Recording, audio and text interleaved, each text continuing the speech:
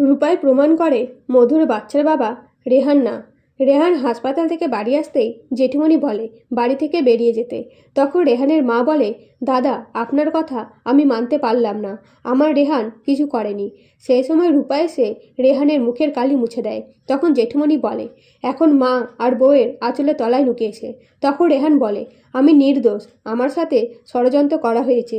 এই কথা শুনে জেঠুমণি রেহানকে থাপ্পড় মারে আর বলে, তোমাকে মানুষ করতে পারলাম না, তুমি এই পরিবারের সম্মান শুধু নষ্টই করেছ। তখন রূপাই বলে, জেঠুমণি আপনার উচিত হয়নি নার্সবাবুকে থাপ্পড় মারা, কারণ নার্সবাবু নির্দোষ। সেই সময় মধু এসে বলে, জেঠুমণি শাসন করা ভালো, কিন্তু জানা উচিত কখন শাসন করবেন আর কখন পাশে থাকবেন।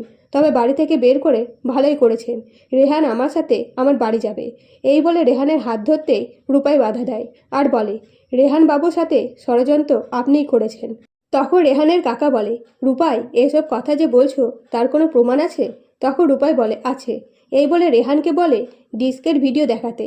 তখন রেহান বলে, ডিস্কের খোঁজ আমাকে মধু ড্রাইভার দেয়, সেখানে যে ম্যানেজারের সাথে কথা বলে মধুর ভিডিও নিয়ে আসি।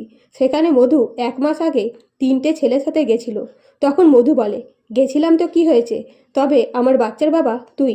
তখন রূপাই বলে, যদি সেটা হয়ে থাকে তাহলে ডিএনএ টেস্টের ভয়ে তড়িঘড়ি বাচ্চা নষ্ট করলেন কেন? আর কে হাসপাতালে যেয়ে আপনার বান্ধবী ডক্টর মানবিকা নিজে স্বীকার করেছেন আপনি নিজে থেকে বাচ্চা নষ্ট করেছেন। আমি ছদ্মবেশ নিয়ে গেছিলাম হাসপাতালে।